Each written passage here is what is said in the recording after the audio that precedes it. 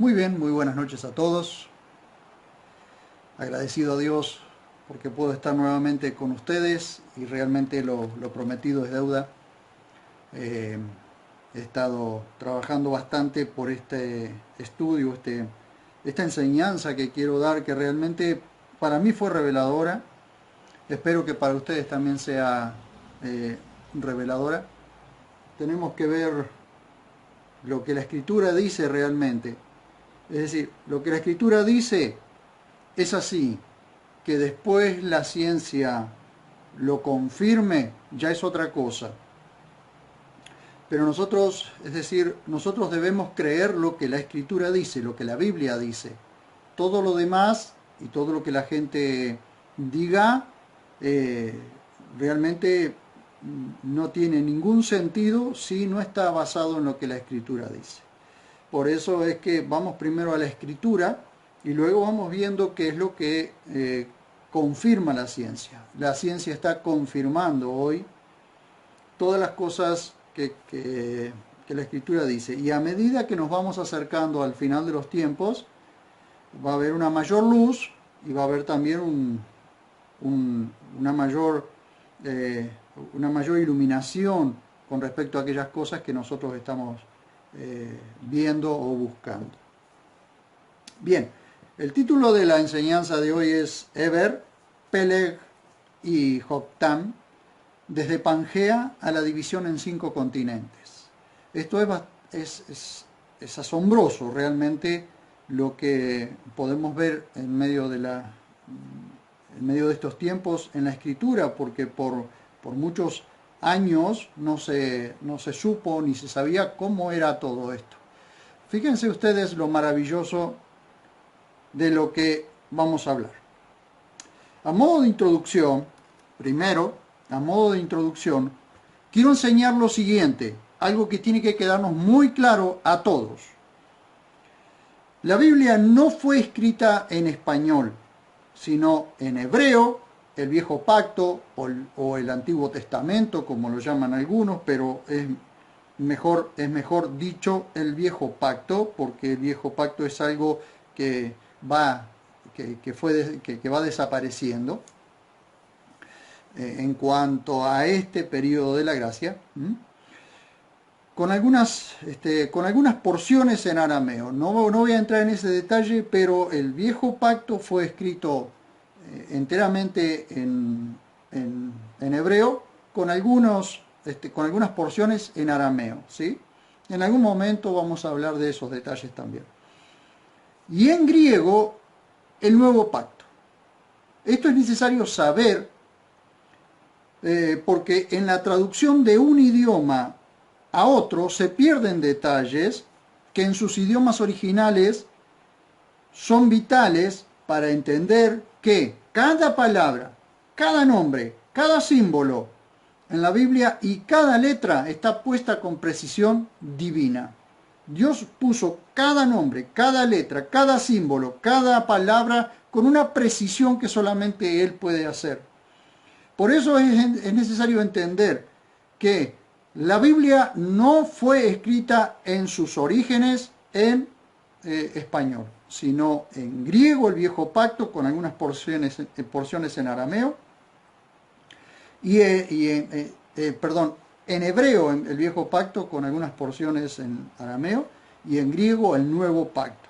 Porque entendiendo esto, vamos a comprender por qué hay cosas que se pierden cuando se traducen.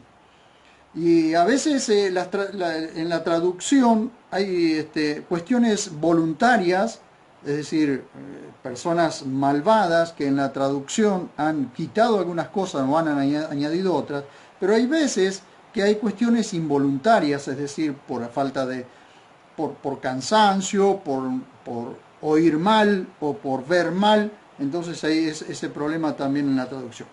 Lo que les voy a mostrar es un ejemplo de esto. Sabemos que todos los nombres tienen significado, si sea en el idioma que sea, todos los nombres tienen significado.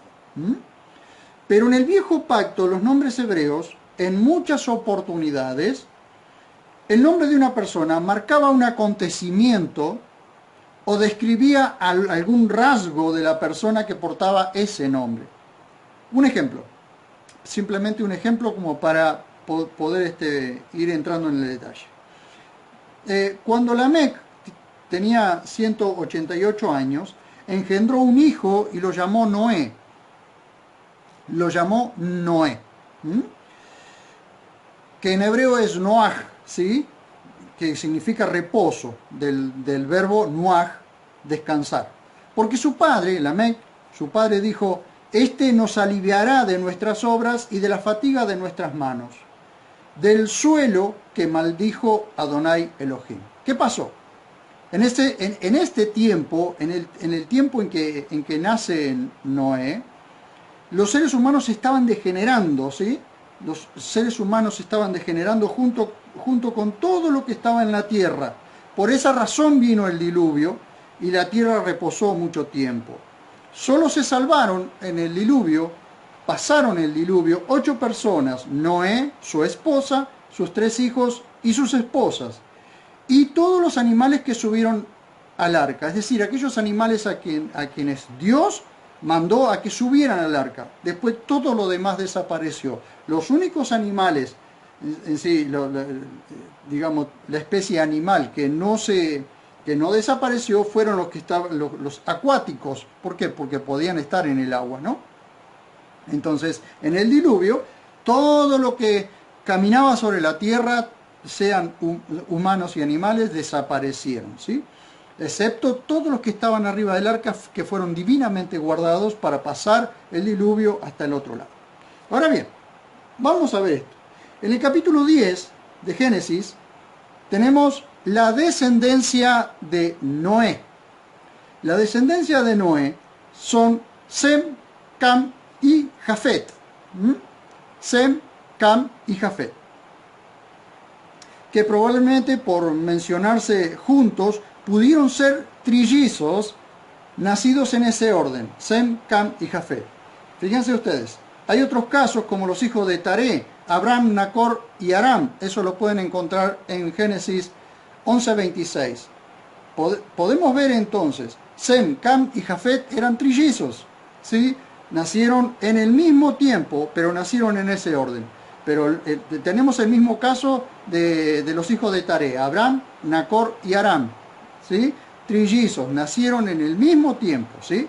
Porque la Biblia cuando habla de personas separadas, entonces dice, tenía tantos años y engendró a tal, tenía tantos años y engendró a tal. Cuando aparecen juntos, probablemente, posiblemente, es que sean mellizos o sean trillizos, o como en el caso de Esaú y Jacob, que eran gemelos, ¿sí? Los tenemos a Esaú y Jacob, el nacimiento de Esaú y Jacob lo tenemos en Génesis 25-24. Por dar ejemplos, ¿sí? Entonces, Sem, Cam y Jafet, después de salir del arca, tuvieron hijos e hijas.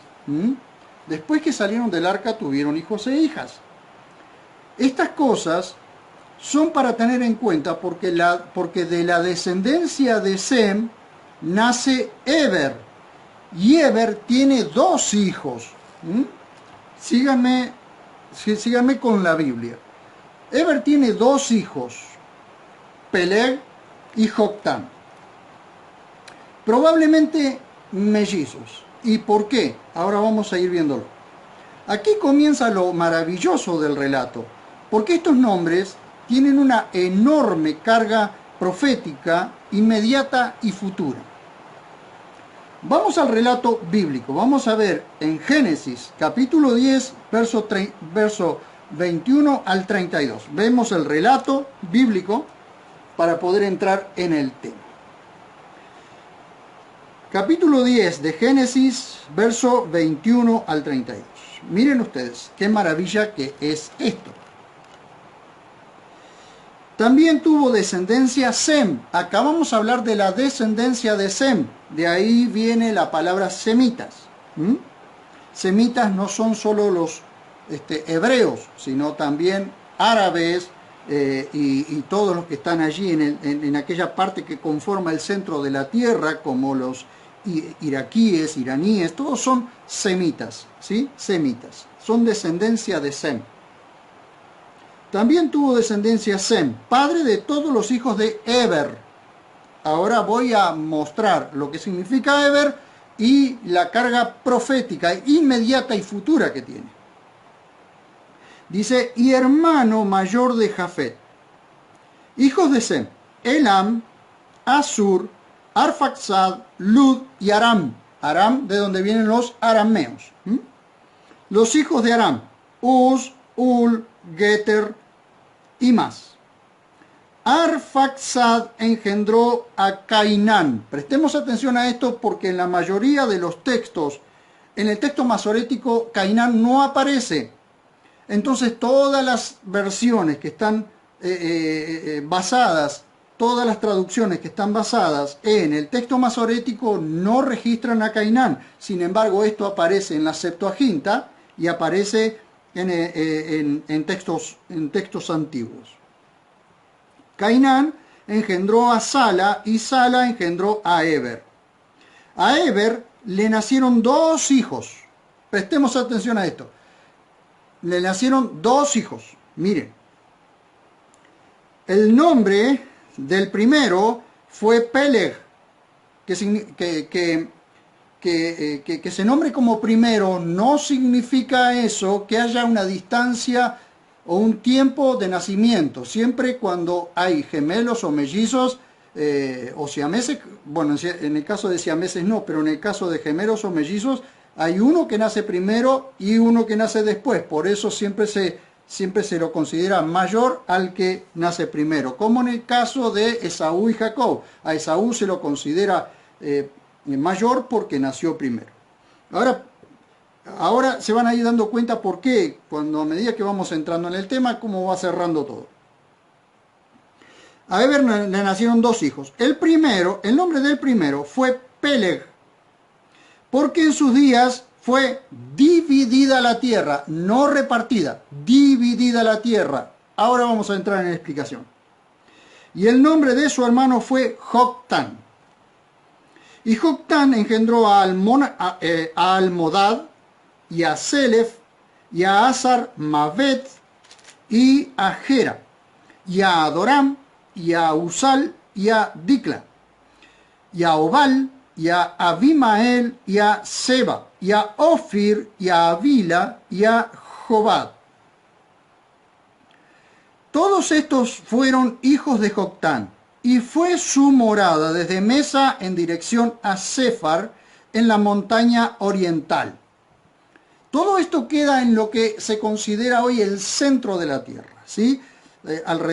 Todo alrededor de Jerusalén. Jerusalén es el centro de la tierra, Jerusalén es el ombligo de la tierra. Por eso hoy nosotros tenemos que ver proféticamente todo lo que sucede con Jerusalén, porque Jerusalén es el centro de la tierra, es el ombligo de la tierra. La tierra, dice el libro de Ezequiel, que la tierra y el cielo están conectados por medio de un cordón umbilical invisible que hay de Jerusalén al cielo. Y fue su morada desde Mesa en dirección a Sefar en la montaña oriental. Estos son los hijos de Sem, por sus familias, por sus lenguas, en sus tierras, por sus naciones. Tales son sus descendencias en sus naciones, las familias de los hijos de Noé. De estas fueron esparcidas las naciones por la tierra después del diluvio. El esparcimiento lo hizo Dios. ¿Y cómo lo hizo? Como quien esparce las semillas sobre la tierra. Bien, uno cuando va a sembrar, cuando nosotros vamos a sembrar, nunca ponemos todas las semillas en el mismo lugar, sino que las esparcimos. Cuando nosotros las esparcimos, a medida que la vamos esparciendo, tienen mayor lugar para nacer, para germinar y nacer. Esto es lo que pasó después del diluvio. Dios esparció a las naciones, esparció a la gente por naciones y por lenguas. ¿Por qué? Porque la gente estaba ya queriendo quedarse en su lugar. Por eso viene la ciudad, las grandes ciudades que funda Nimrod, como Babel, y allí todos unidos levantan un gran sigurat como para observar los cielos y unidos quieren ir en contra de Dios. Cuando Dios les había dicho que llenaran la tierra, que todo lo que estaba cubierto, todo lo que era tierra la llenaran, que fueran, se esparcieron sobre la tierra, pero no quisieron esparcirse, entonces Dios tuvo que esparcirlos. Bien, miren esto. El relato bíblico dice eso. Los nombres de Eber y sus hijos, Peleg y Joctán, anuncian, escuchen esto que es maravilloso, anuncian acontecimientos socioculturales y geopolíticos que cambiarán el mundo como se lo conocía hasta entonces. A Arfaxad le nace un hijo llamado Cainán, que en muchas traducciones no aparece. Busque en muchas traducciones y no aparece. Todas las traducciones que están basadas en el texto masorético, no aparece Cainán. Y es un problema, porque cuando Cainán aparece, entonces se puede hacer una genealogía correcta basada en lo que la Escritura dice. Miren, vamos a ver esto. Como les decía, en muchas traducciones no aparece, pero está en el texto hebreo. Para este tiempo, la rebelión humana había comenzado con Nimrod. ¿Recuerdan ustedes? El primer prepotente en la tierra enfrentado a Adonai Elohim. Él es el fundador del sistema religioso y político en contra de Dios que dura hasta hoy. Escuchan bien, Nimrod es el fundador del sistema religioso y político en contra de Dios que dura hasta hoy. Miren ustedes en Génesis 10, 8 al 12. Miren. Y Cus engendró a Nimrod, primer prepotente. Esta es la traducción correcta. Primer prepotente en la tierra. ¿Por qué prepotente? Mírenlo. Este era intrépido cazador enfrentado a Adonai Elohim. No delante, sino enfrentado a Adonai Elohim. Intrépido cazador. Era muy buen cazador, sí, era excelente cazador. De hecho, hay historias extrabíblicas acerca de Nimrod como cazador. Pero el problema es que no era solo cazador de animales, era cazador de humanos, cazador de hombres. Por eso es enfrentado a Adonai Elohim. Por eso está el dicho, ¿no? Por eso se dice como Nimrod, intrépido cazador enfrentado a Adonai. El principio de su reino fue Babilonia, de allí la palabra Babel, confusión. Les dije hasta el 12. Erech, estas son las ciudades las ciudades, Dios nunca dijo que fundaran ciudades, sino que se esparcieran por toda la tierra. Lo primero que hace este hombre es formar ciudades. Babilonia, Erech, Akkad y Calne, en tierra de Sinar, lo que es Mesopotamia, entre el río Éufrates y el Tigris. De aquella tierra, siendo fortalecido, ¿fortalecido por quién? Fortalecido por una fuerza misteriosa. Salió y edificó Nínive. Fíjense ustedes, Babilonia y Nínive fueron dos ciudades creadas, formadas, hechas en principio por Nimrod. Y ustedes saben la historia de Babilonia y Nínive en Asiria. Las dos llevaron en cautiverio a Israel y a Judá. Fíjense, dice, y salió, edificó Nínive, Rehobot Ir, Cala y Resem, entre Nínive y Cala, que es la gran ciudad. Hasta allí. ¿Ven ustedes la historia? ¿Por qué Dios tiene que comenzar? ¿Por qué tiene que comenzar? Ya no va a aniquilar a todo ser viviente por medio del diluvio, porque Él le prometió a Noé que no iba a volver a hacer eso. Pero ahora ahora están enfrentados a Dios y no van a desistir de lo que de lo que pensaron. Entonces seguimos. Él fundó Babel, que luego se convertiría en la cuna del sistema religioso en contra de Dios hasta la actualidad. Babilonia, esto aparece en Apocalipsis, Babilonia, la gran ramera, que no es otra cosa más que todo el sistema religioso en contra de Dios. Esto es necesario saber para entender por qué razón Dios confunde las lenguas y dispersa a la gente. Comencemos con Eber, hijo de Sala, hijo de este Cainán, que no aparece en varias traducciones, pero aparece en la genealogía, y ustedes lo pueden buscar y verificar, aparece en la genealogía de Lucas 3:36. Y en la versión griega del viejo pacto llamado Septuaginta, allí aparece. La Biblia textual recoge el nombre y lo coloca en su lugar. Aunque Eber es un nombre propio, como todos nosotros tenemos un nombre propio, pero tiene un significado, aunque Eber es un nombre propio, Eber significa, y presten atención a esto porque esto nos va a llevar a nosotros hacia una historia futura. Aunque Eber es un nombre propio, significa el de tierras lejanas, también se puede traducir como el que emigra, o el de región más allá. Después se van a dar cuenta por qué región más allá. Esto señala que en su tiempo había comenzado la dispersión de la gente. Génesis 10:32 dice, Génesis 10:32 dice,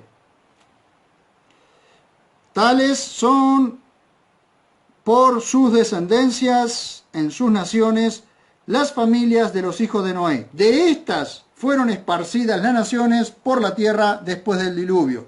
Podemos encontrarlo en el 11:9 también. Por eso fue llamado su nombre Babel, porque allí confundió Adonai la lengua de toda la tierra, y desde allí Adonai Elohim los esparció por toda la tierra, como si fueran semillas, los esparció por toda la tierra, ¿sí? No los aniquiló ahora, sino que los esparció por toda la tierra. Bien, hasta ahí vamos relatando esto. Entonces, a partir de Eber, comienza la historia de los Aivri,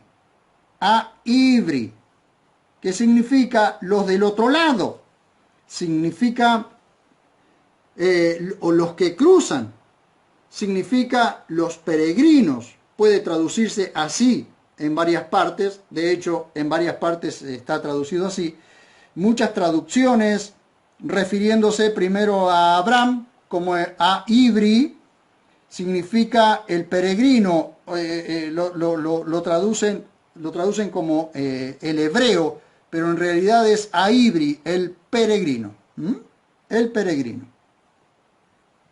O también el del otro lado del Éufrates, aunque algunas traducciones lo llaman el hebreo. De allí los hebreos, de allí viene la palabra hebreos, de la que viene, que significa los que cruzan. ¿Que cruzan qué? El Mar Rojo. Cruzaron el Mar Rojo para la tierra prometida. Por eso la palabra hebreos, los que cruzan, los del otro lado, ¿sí?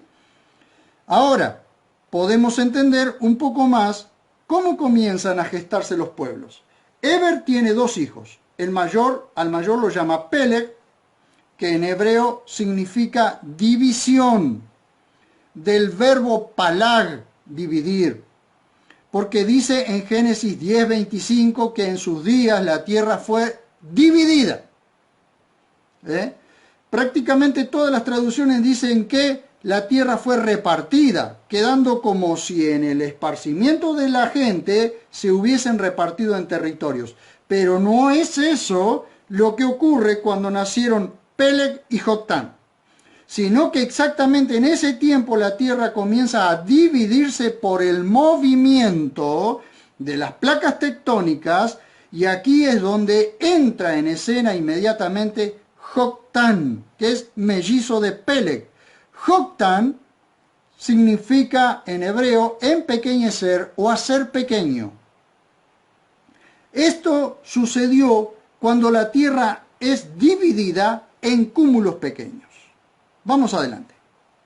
Voy a citar textualmente lo que dice la nota 310 en pasajes especiales de la Biblia Textual Cuarta Edición, que es lo que tomé como base para esta investigación. Dice textualmente: en el día tercero de la creación, Elohim hizo que las aguas fueran reunidas de debajo de los cielos en un solo cúmulo y fuera visto lo seco.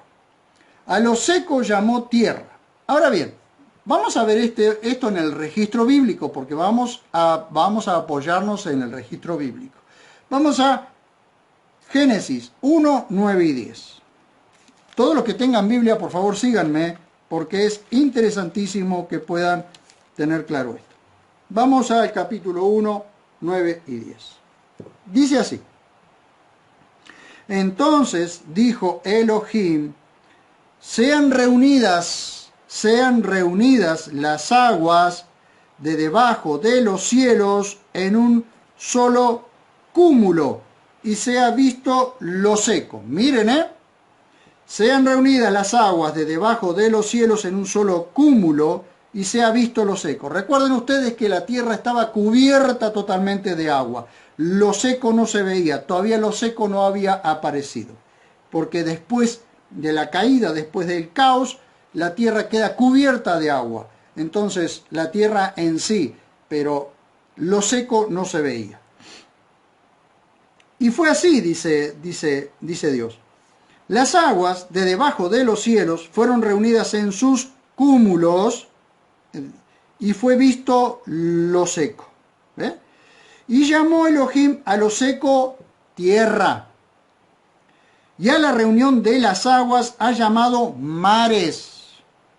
Y vio Elohim que estaba bien. ¿Qué significa esto? Que cuando Dios da la voz, las aguas se reúnen todas en un solo cúmulo, en un solo mar o en mares, ¿sí?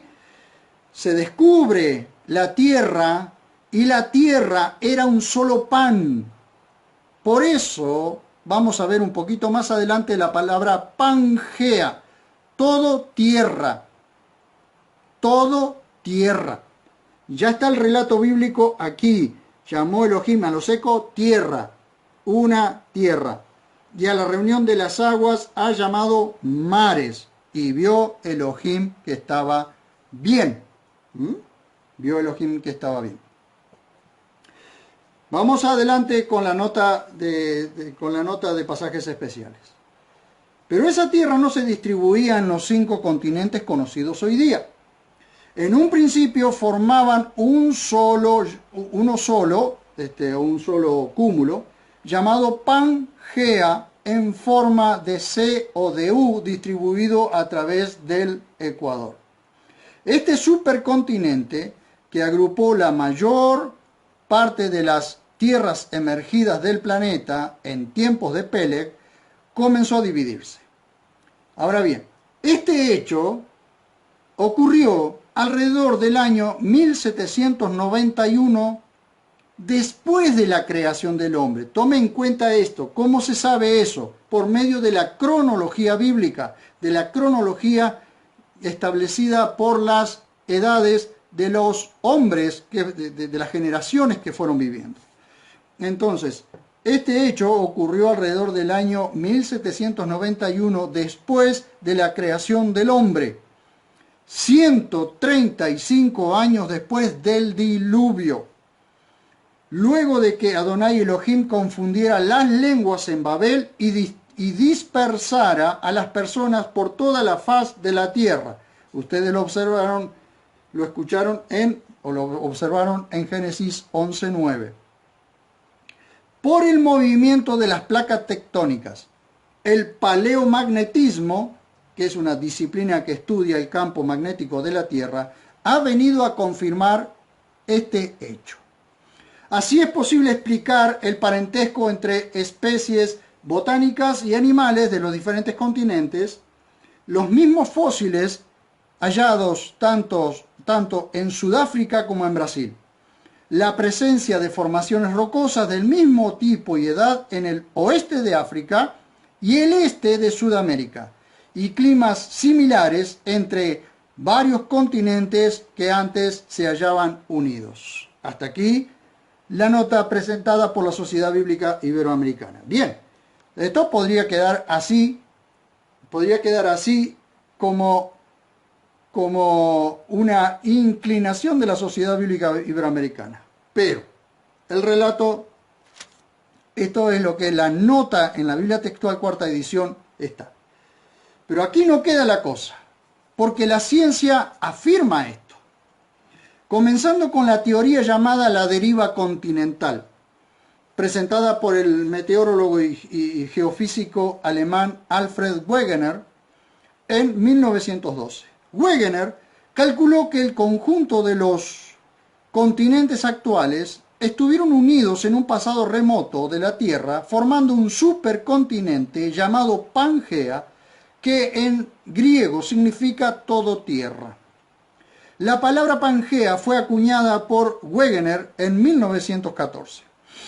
El planteamiento fue inicialmente descartado, escuchen, fue inicialmente descartado por la mayoría de sus colegas, ya que su teoría carecía de un mecanismo para explicar la deriva de los continentes.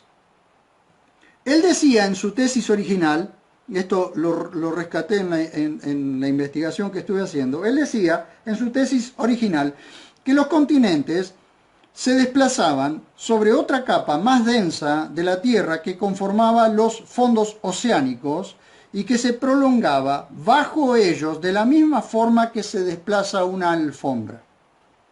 Sin embargo, la enorme fuerza de fricción implicada motivó al rechazo de la explicación de Wegener y lo dejaron en suspenso como hipótesis interesante pero no aprobada de la idea del desplazamiento continental. Ahora bien, sigo con la investigación.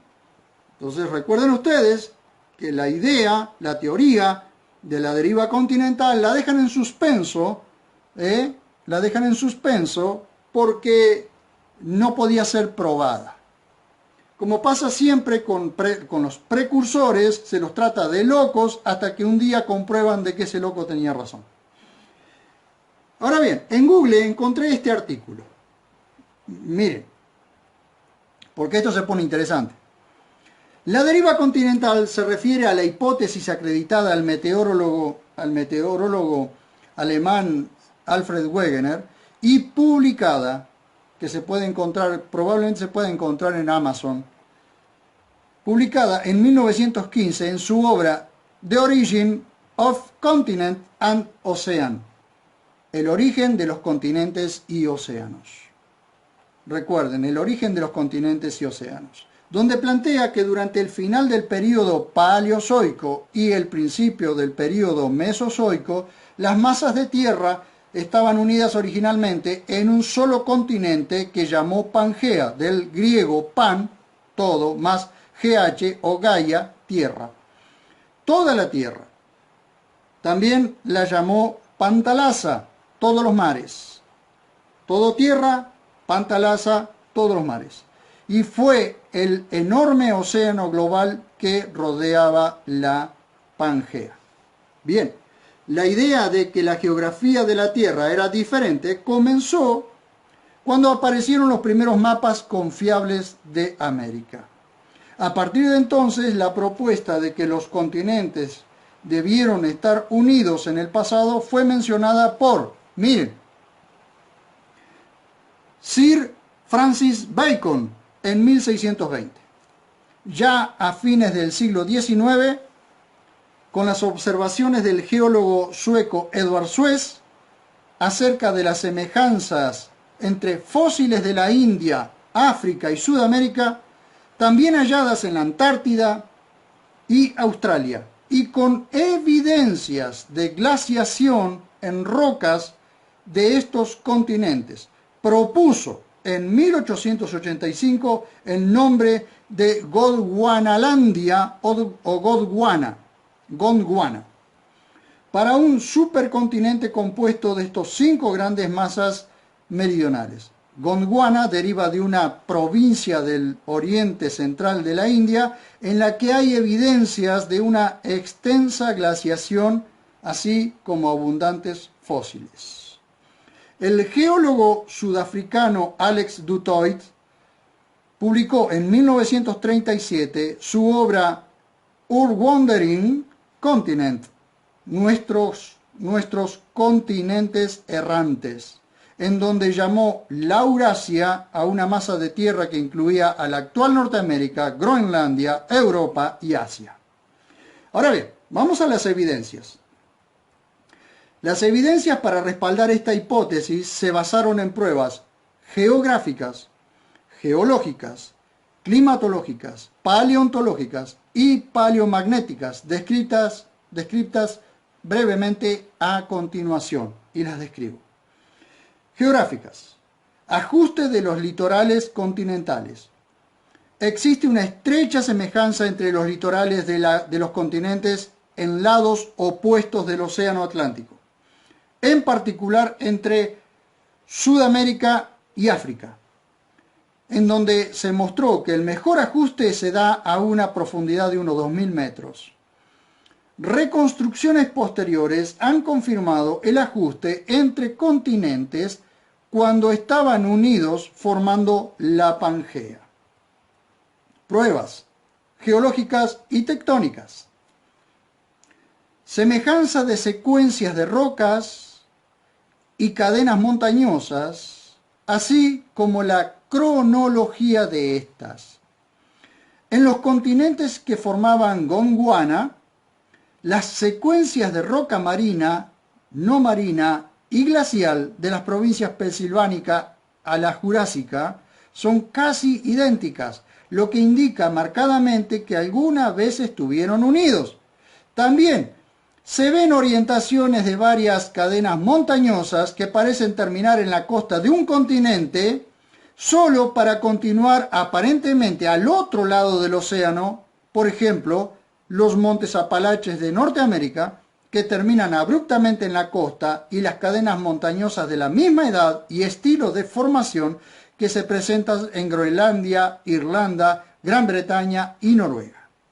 Así, aunque separadas por el Océano Atlántico, forman una cadena montañosa continua si los continentes se colocan juntos.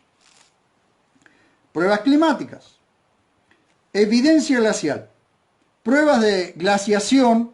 Acá tenemos otras dos disciplinas, que es la morrena y estrías, que es otras pruebas, ¿no? Demuestran que en la era paleozoica tardía, grandes áreas continentales del hemisferio sur fueron cubiertas por enormes glaciares. El hemisferio norte no da indicio de glaciación y actualmente todos los continentes de Gondwana, excepto la Antártida, están ubicados en el Ecuador en climas tropicales y subtropicales. Como puede ser en climas tropicales y subtropicales haya indicios de glaciación. Las estrías glaciares en lechos de roca en Australia, la India y Sudáfrica indican que los glaciares se movieron de las áreas de los océanos actuales sobre la Tierra. Si uno reensambla los continentes en una masa de tierra única, ubicando Sudáfrica en el polo sur, la dirección del sentido de los glaciares cobra sentido. Pruebas paleontológicas. Evidencia fósil. Algunas de las pruebas más indiscutibles de la deriva continental provienen de estas evidencias. Se encontraron fósiles, flora, de edad equivalente en los 5 continentes que formaban Gondwana. A pesar de que los climas actuales de cada continente varían lo suficiente como para contener el mismo tipo de plantas, es decir, tenía que haber estado unidos alguna vez para que estuvieran todas en el mismo cinturón climático de latitud. Los restos fósiles como el mesosaurio, reptil de agua dulce, se encuentran únicamente en rocas de ciertas regiones de Brasil y Sudáfrica. Y dado que la fisiología de los animales de agua dulce y los marinos es completamente diferente, se puede deducir que un reptil de agua dulce no lograría nadar a través del océano y hallar un ambiente de agua dulce casi idéntico a un hábitat anterior. Otro tipo de reptiles moradores de tierra, cuyos fósiles se hallan solo en los actuales continentes de Gondwana, ciertamente, como animales de tierra, no podrían haber nadado a través de los océanos y actualmente separan a esos continentes. La investigación oceánica proveyó en 1960 pruebas convincentes de que los continentes habían estado una vez unidos y se habían separado posteriormente. Con ello, la hipótesis de la deriva continental fue aceptada, sin embargo, no se podía explicar cómo podían los continentes mover sus raíces a través del manto. Recién hasta 1960 comienza a aceptarse la teoría de Wegener en 1912. Y presten atención a ese año, 1912, porque al final les voy a dar un dato extra. Paleomagnetismo y deriva polar. El magnetismo remanente en rocas antiguas, paleomagnetismo, registra la dirección de los polos magnéticos en el tiempo de la formación de estas. Midiendo el magnetismo de rocas recientes, se descubrió que, en general, este era congruente con el campo magnético actual de la Tierra. Sin embargo, el paleomagnetismo mostraba orientaciones diferentes para las antiguas, lo que permitió determinar la ubicación de los continentes cuando se formaron las rocas. La mejor interpretación para tales datos es que los polos magnéticos han permanecido en sus ubicaciones actuales, cerca de los polos geográficos norte y sur, y que los continentes se han movido. Cuando los márgenes magnéticos se hacen encajar, de modo que los datos paleomagnéticos apuntan a un solo polo magnético, resulta que las secuencias de las rocas y los depósitos glaciares coinciden y que la evidencia fósil es congruente con la paleografía reconstruida.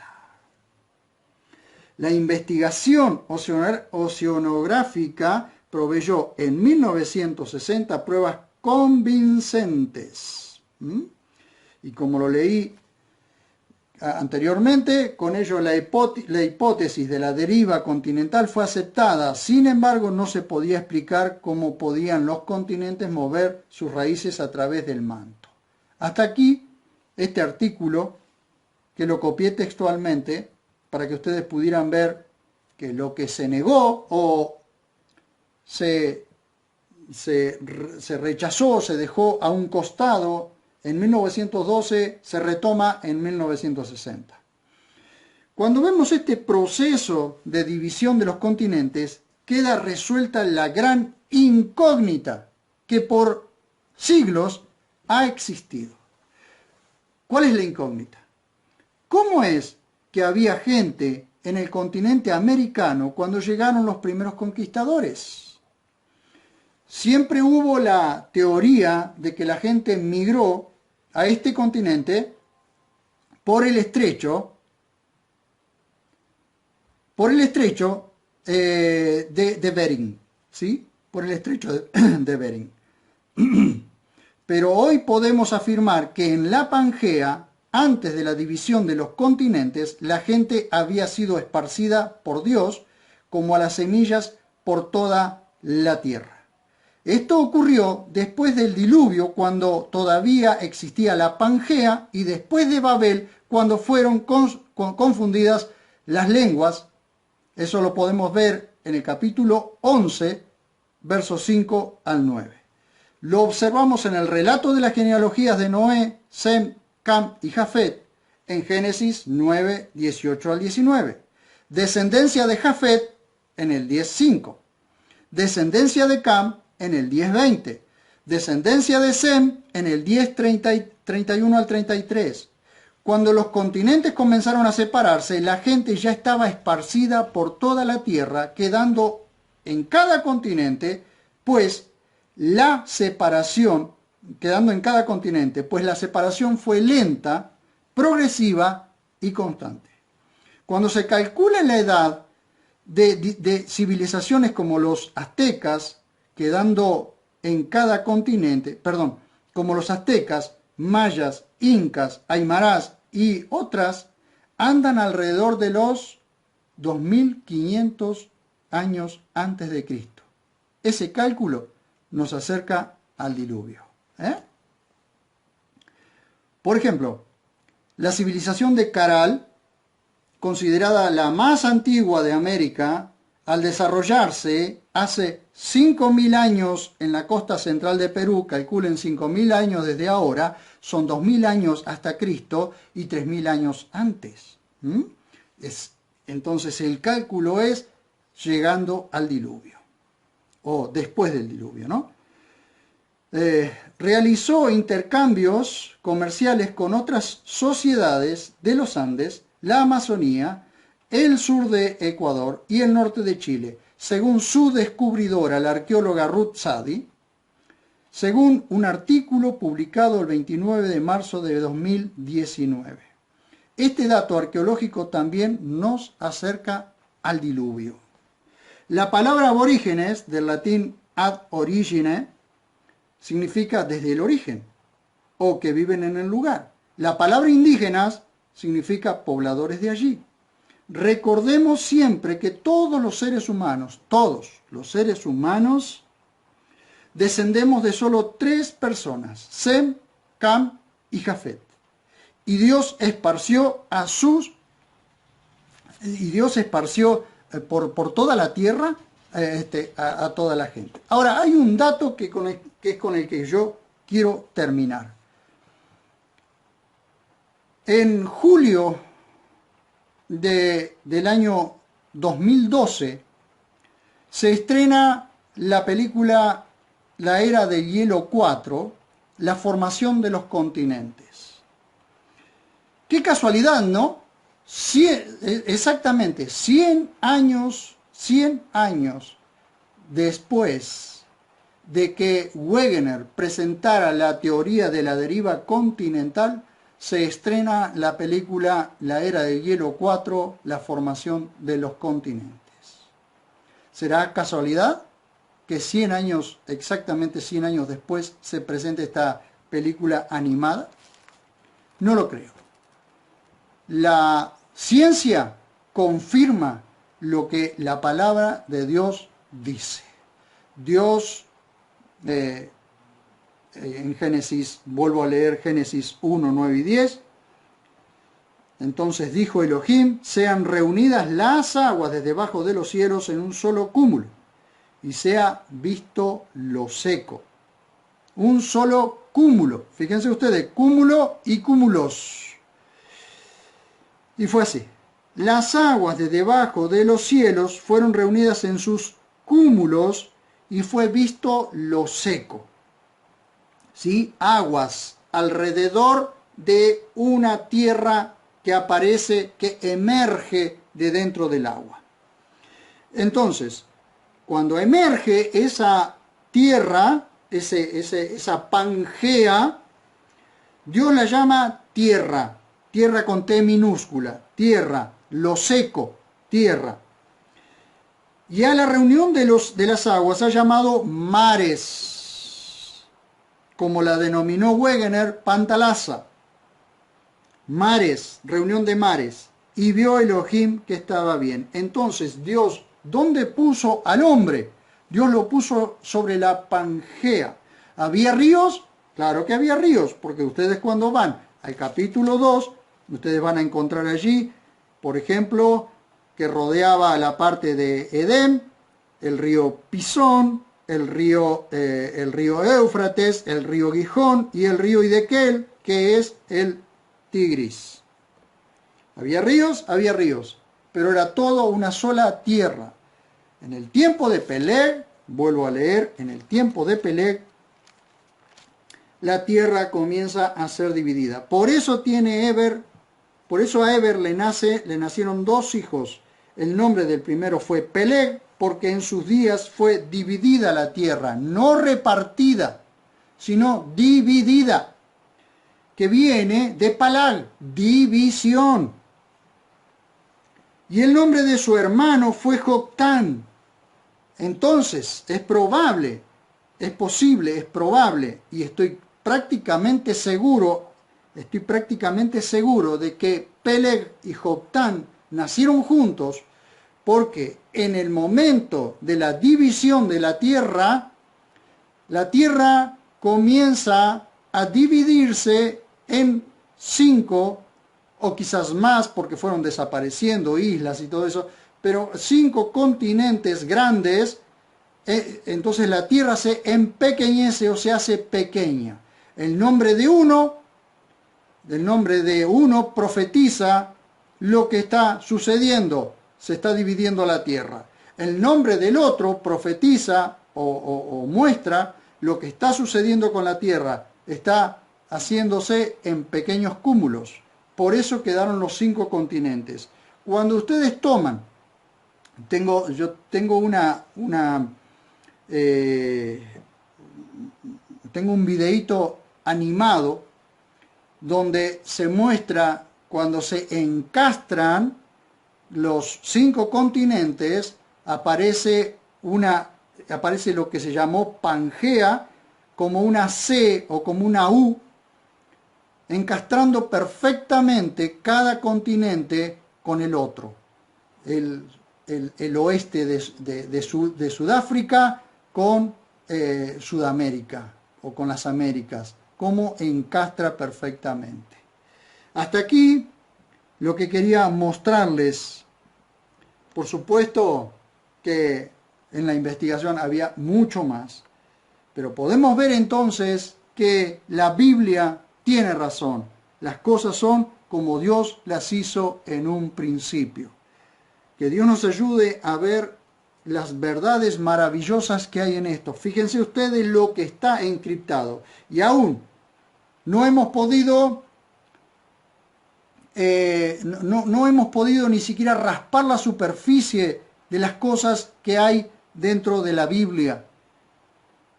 Las cosas encriptadas que hay dentro de la Biblia. Pero en la medida que podemos ir estudiando las Escrituras, podemos ir desencriptando lo que la Escritura dice. En solo tres nombres, tenemos los acontecimientos sociopolíticos, socioculturales y geopolíticos que sucedieron en aquel tiempo. Eber y sus hijos, Peleg y Joctán. Y Eber, ¿por qué? Porque de allí viene luego lo que se denomina el pueblo hebreo. Los del otro lado, los que cruzan, los peregrinos. Recuerden ustedes que los hebreos estuvieron en Egipto, cruzaron el Mar Rojo y fueron hacia la tierra que Dios le había prometido a su padre Abraham, el peregrino. El peregrino, ¿por qué? Porque él estaba en la tierra que Dios le había prometido, pero él no tenía la mirada puesta en la tierra, sino, dice, en una ciudad cuyo fundamento es Dios, la Nueva Jerusalén.